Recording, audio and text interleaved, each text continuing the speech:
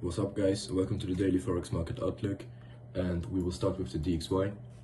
On the daily we are swing bullish and I'm looking for it to go up higher again because we have this break of structure here. This demand zone is in control, it took liquidity before. The only thing that it bothers me, it's a little bit consolidative, but it's not that bad because we had this de-escalation from Trump, then we priced in a escalation here, then we saw that on the weekend nothing happened and we went back down, and now we could still liquidate this to go up higher again if further escalation happens in the Iran war. So higher prices are definitely a possibility. Then Euro USD. Let me remove all of this so it doesn't bother us. So it's bearish. Also, this supply zone is in control and it took liquidity here and here, and then it broke the retracement. On the retracement, the structure, and it created the supply zone which is in control now, but it seems like it's doing just nothing right now. It could push down lower if the DXY supports it, but I still see trendline liquidity here that we could take out here. So for me, Euro USD is a little bit too messy to trade actually. Moving on to GBP USD. As you can see, I'm in this short myself. It looks way more clean than the Euro USD. We are bearish and the order flow is holding. And we just look to short this down lower with the order flow on the 4-hour time frame, and we look to get lower prices and with the fundamentals also. So the fundamentals are very bearish for the pound and they are bullish for the dollar right now. And you actually can ignore these drawings right here because since the last time I made those drawings with the pen, they invalidated itself a little bit, and it is also consolidating here, but in the bigger time frame it's trending. I mean, like, it's consolidating a lot lower on the lag. So if we then maybe go up higher, take out this liquidity, this will be clean. So this is not a big issue like on Euro USD, that it's just consolidating very heavy like in this box right here. Going to AUD USD, I'm also in a short on this myself. This is just looking for lower prices to take out liquidity because it didn't take out nothing here and reach premium prices on the 0.5 pip, and we have a order flow like a break, and we had also a squeeze in towards the upside with the first, second and third low, took liquidity here, and now the demand zones are just holding. I would prefer for it to liquidate this and go down lower, but it could just from the momentum that it has right now go down exactly right now, but let's see. Then USD CAD is a little bit tricky because I would love to see low prices, to see 0.5 pip tap and to see this demand zone get tapped also.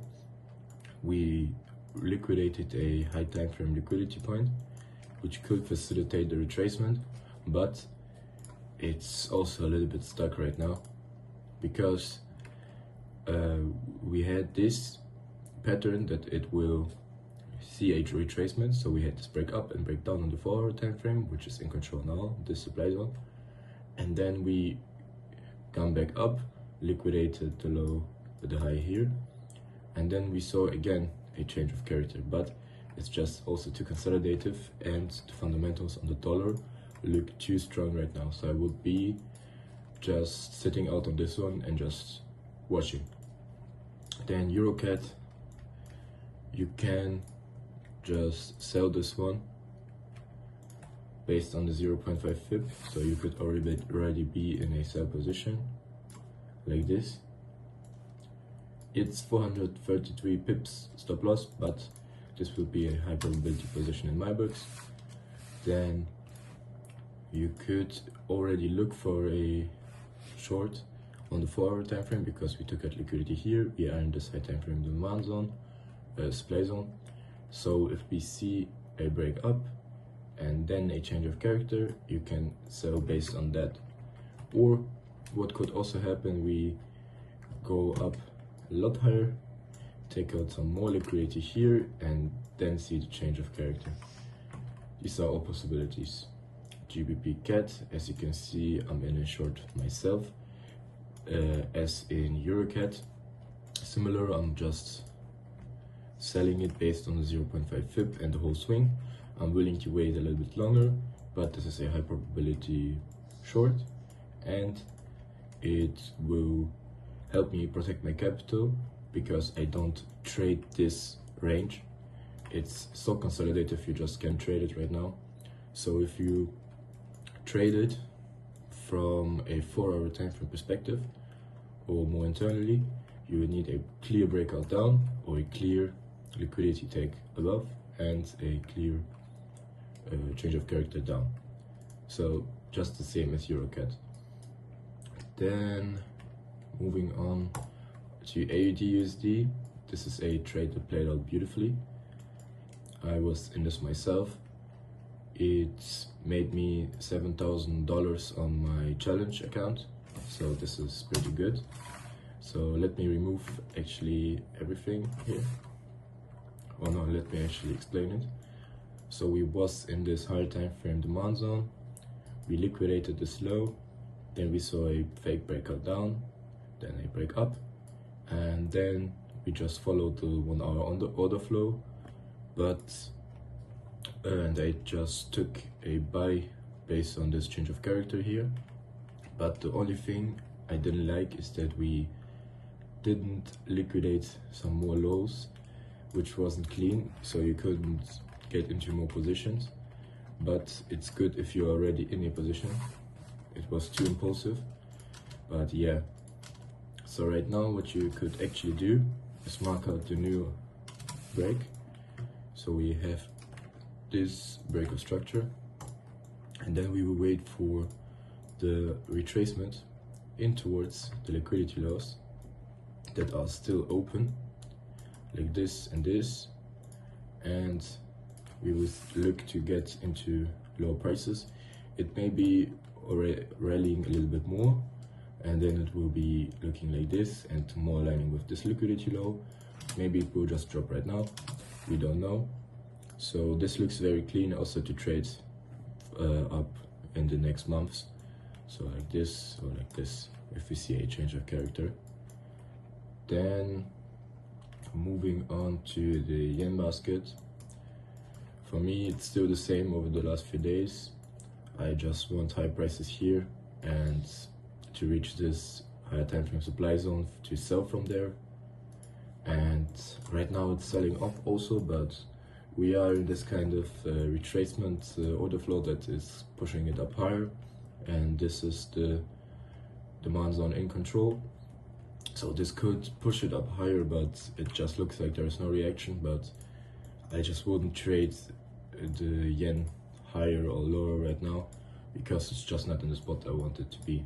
So as you can see also in USD yen, it's pushing, and also with the dollar strength, but this is a little bit consolidative, and also we are pretty high in the lag in these prices right here, which pushed the price down a lot in the last years. So I don't trade support and resistance, but you can clearly see that it is struggling to break out from this 161 to 158 range. Yeah. Then Euro Yen is too consolidative, too messy. We don't look at it. Then GBP JPY, I was just actually having a I was thinking of an idea to short this on the lower time frames, because the yen for me is having a retracement up for this high, so it will be a little bit bullish in last time in the meantime. But it's also not my favorite pick, but it is possible if you liquidate this and see a change of character. Also the yen basket switches to reach these liquidity points and this supply zone. It could play out on the 1 hour time frame to target maybe this low or these liquidity points. So this is possible also with a weak GBP. Yeah. Then moving on to USD/CHF, I'm actually in a position on this right now. We liquidated this, we got in a higher time frame demand zone, which liquidated before creating it, which makes it very strong. Then it rallied up higher with the dollar news, with the news about the war. Then it de-escalated and priced a de-escalation in, and now it just pushes up higher. So I just got in based on the liquidity point, and now I'm just trading this one like this, and I'm a little bit in profit already. And the only thing problematic about this price action is that we are in a supply zone that is in control, but as you can see, it's just consolidated because of the news, fundamental news around the world, and the supply zone isn't doing anything in itself. And I don't see it as strong also because of the fundamentals around the world, that the dollar will be stronger for me. So that's why I just took the long here, despite of the supply zone. Then we have US 500. It's still a sell with the order flow. Actually, we have this break up. If we break this low, we could get into short like this. Yeah, with the war, just don't try to long stocks, just short it like this. This is a beautiful trade. So this would be like liquidity, and then if we break this low, we would be good, and we would be targeting these 3 liquidity lows. Then gold, I don't have a clear opinion on gold right now. It's just in nowhere's land for me. I'm just gonna wait for it to have better fundamentals. Then US oil, you guys know I'm long on this one. I'm in a position myself. Let me remove everything so it becomes more clean. So we had this move up with the escalation, then Trump de-escalated it, we had this breakdown.